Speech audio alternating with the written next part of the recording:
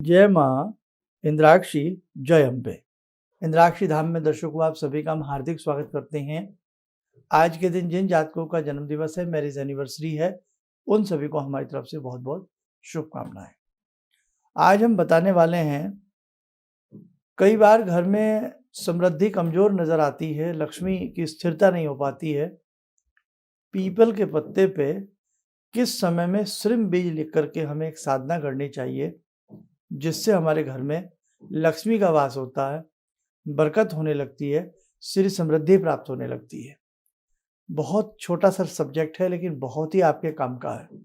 ध्यान से सुनिएगा। कई बार हम अच्छा धन कमा रहे होते हैं तो भी धन नहीं ठहरता, और कई बार हम अच्छे से धन नहीं भी कमा रहे होते हैं तो धन की किल्लत तंगी सबके घर में रहती है। लेकिन कई बार ऐसा होता है जैसे मानो घर की समृद्धि, सुख समृद्धि छिन सी गई हो। ऐसी स्थिति में लक्ष्मी के लिए एक बहुत अच्छा पीपल के पत्ते का आपको प्रयोग बताते हैं, आप उसे ध्यान से सुनें। गुरु पुष्य नक्षत्र, गुरुवार वैसे भी लक्ष्मी का भी माना जाता है, और भगवान विष्णु की भी साधना और बृहस्पति की साधना भी गुरुवार में की जाती है, और जहाँ विष्णु है वहाँ भगवती लक्ष्मी विराजती है। गुरु पुष्य नक्षत्र के दिन, शुक्ल पक्ष का गुरु पुष्य नक्षत्र हो, ये डायरी में नोट कर लें आप सारी बात। शुक्ल पक्ष का गुरु पुष्य नक्षत्र की प्रातःकाल एक पीपल का पत्ता ले आए, या 5 पीपल के पत्ते ले आए, जैसी आपको फ्रेम कराना होता है।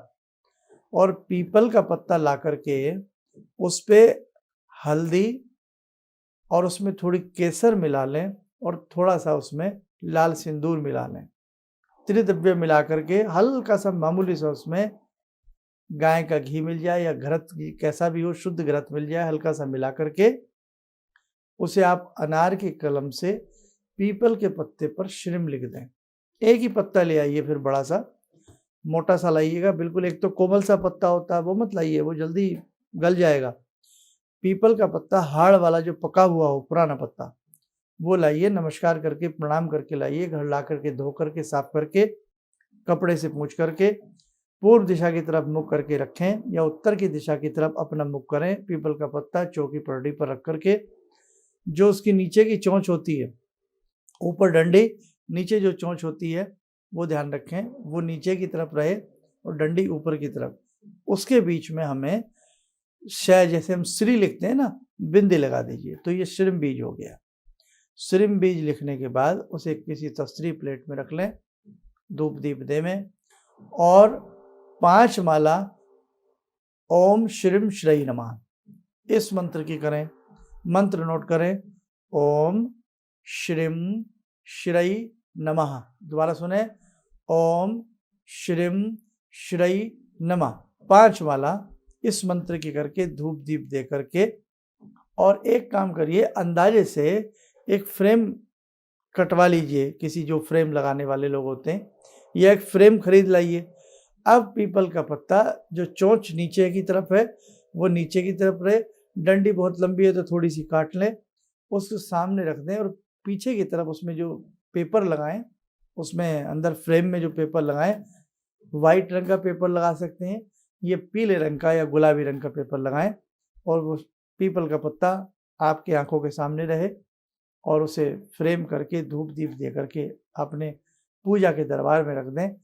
हर बृहस्पतिवार उसके उपरांत 1 माला ओम श्रीम श्रई नमः, ओम श्रीम श्रई नमः इस बीजात्मक मंत्र की कम से कम 11 बार कर लीजिए, या 21 गुरुवार कर लीजिए।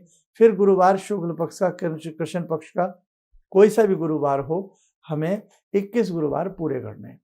जब 21 गुरुवार 21 ही करिए साधना, ताकि पक जाए।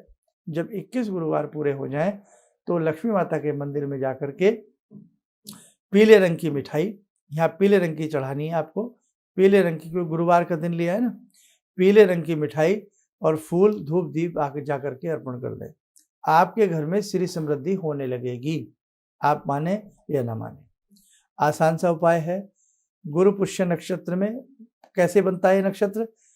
दिन थर्सडे का हो, गुरुवार का हो, और उस दिन पुष्य नक्षत्र आए, शुक्ल पक्ष की चांदनी रातों में, इसे गुरु पुष्य नक्षत्र कहते हैं। समझ में आ गया? रविवार के दिन पुष्य नक्षत्र आ जाए तो क्या होगा? रवि पुष्य नक्षत्र, गुरुवार में आ जाए तो गुरु पुष्य नक्षत्र। बस बहुत सिंपल है।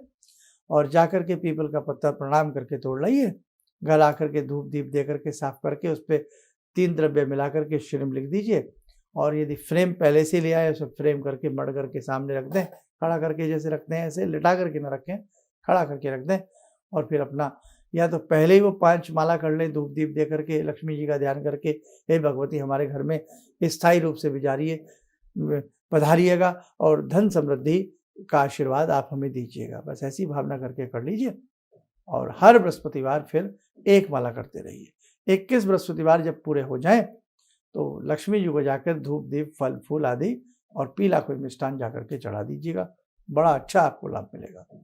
और यदि आप मंत्र साधना नहीं कर सकते तो पहले ही एक बृहस्पतिवार में 5 माला कर दीजिए और उसे फ्रेम करके अपने घर के पूजा दरबार में रख लीजिएगा, धूप दीप देते रहिए, इससे भी आपको लाभ मिलेगा। ठीक, आप स्वस्थ रहें, सुखी रहें। इन्हीं शुभकामनाओं के साथ हम अपनी वाणी को विराम करते हैं। जय जय अम्बे।